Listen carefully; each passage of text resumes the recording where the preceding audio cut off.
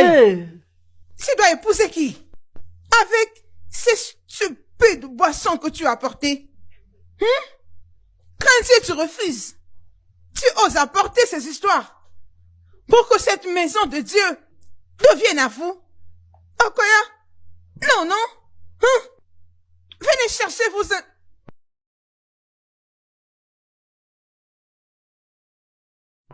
Bon, Chizoba et Olama, trop c'est trop. Alors, s'il y a un moyen, vous deux demandez à vos familles de partir. Et je veux que ça se passe maintenant. Et je m'en fous de comment vous allez le faire.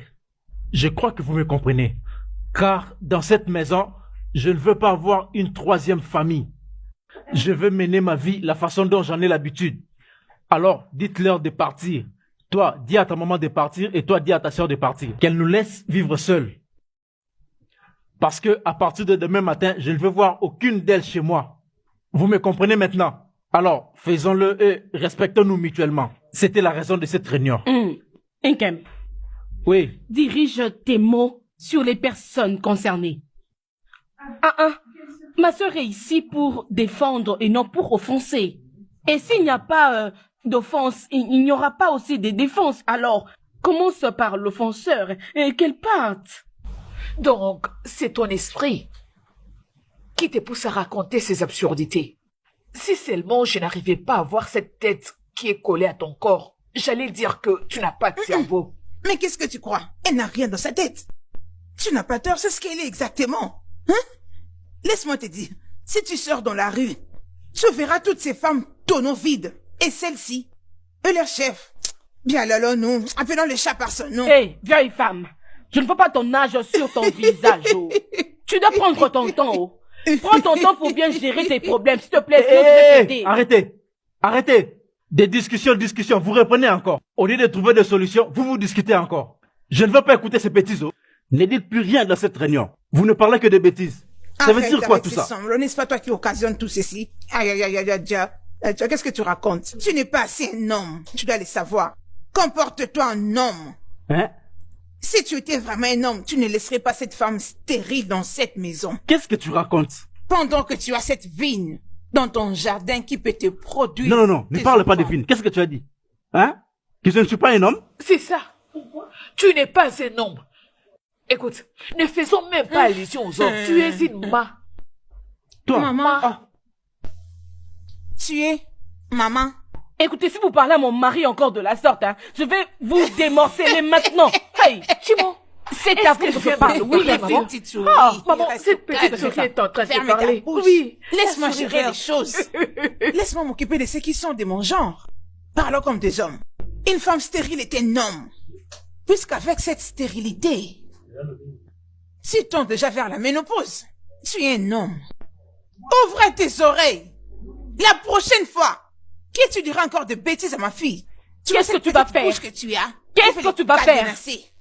Parle-nous, qu'est-ce que tu vas faire?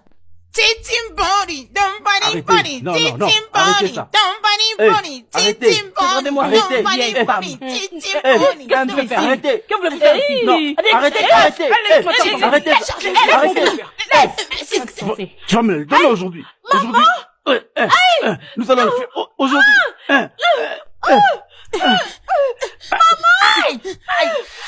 Tu veux tuer ma fille. Maman, Es-tu maman malade? aussi. Je vais te porter plainte si tu violes ma fille. Ce n'est que le début. Il essaie de me tuer parce que je refusais de lui donner... T'es tué. La ferme, n'est-ce pas, tu es ma femme? Écoute-moi très bien, nous avons l'obligation de le faire, n'importe comment. Et même si toi tu es fatigué. Allez mon ami, ferme-la. Maître esclave. Tu me les donneras comme je veux, autant que je veux. N'importe quoi. Tu le feras autant que tu veux, comme tu veux, n'importe quoi. Tu n'es même pas romantique.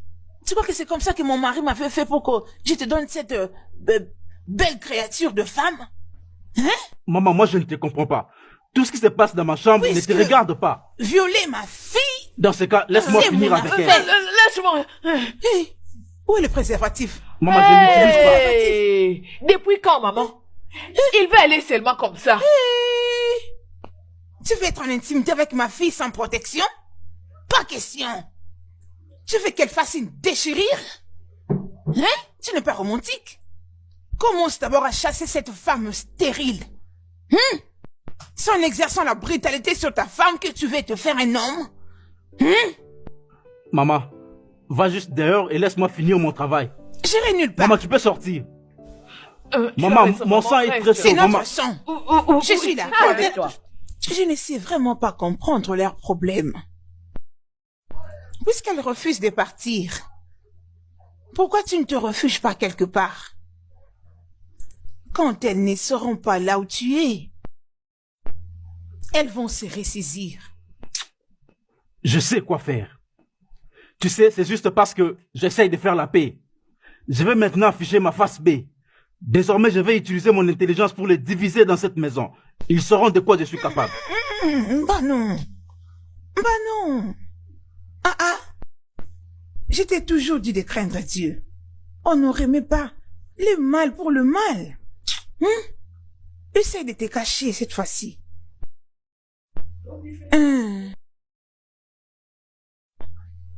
Pourquoi tu ne viens pas te cacher dans ma nouvelle maison?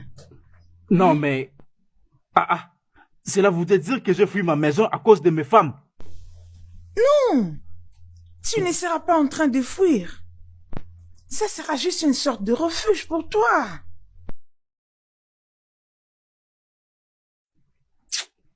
Je ne crois pas que ce soit une bonne idée. Les gens de paix, de foi. Essaye, tu verras. Tu ne vas pas les regretter.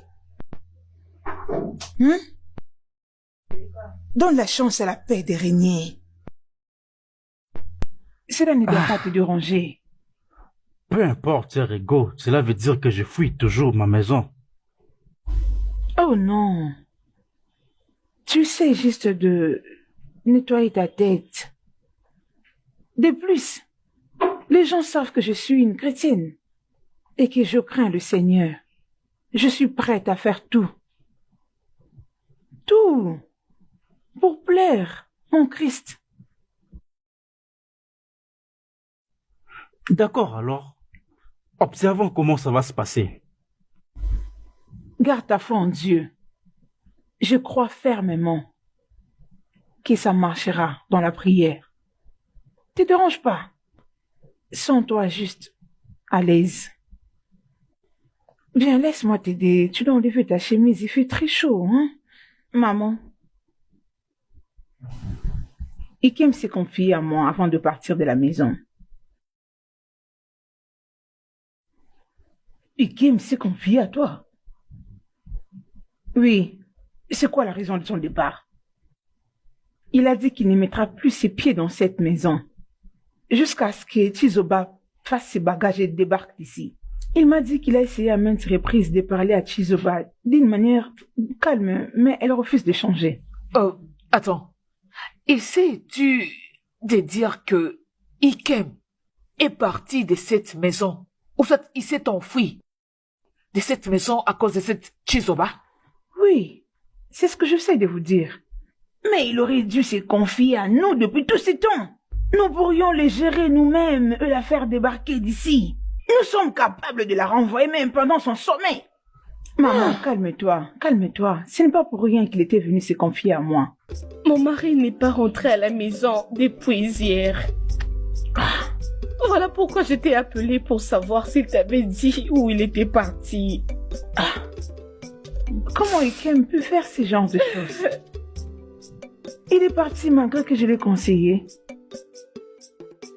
T'avait-il dit où il partait? Oui, il me l'a dit. Il a dit que si Agnès, la mère de Oloma, ne part pas de la maison, il ne rentrera pas et que tu dois le considérer comme une fuite. Il part pour de bon. Attends. Es-tu en train de dire que mon mari a fui de la maison juste à cause de cette sorcière? Qui sait, peut-être qu'il est caché juste dans un endroit en train d'observer et attendre que Agnès parte de sa maison. Donc tu veux dire que si Agnès part, mon mari va retourner à la maison? Je ne sais pas, je ne fais que reporter ce qu'il m'a dit. Pour la suite, je n'en sais rien.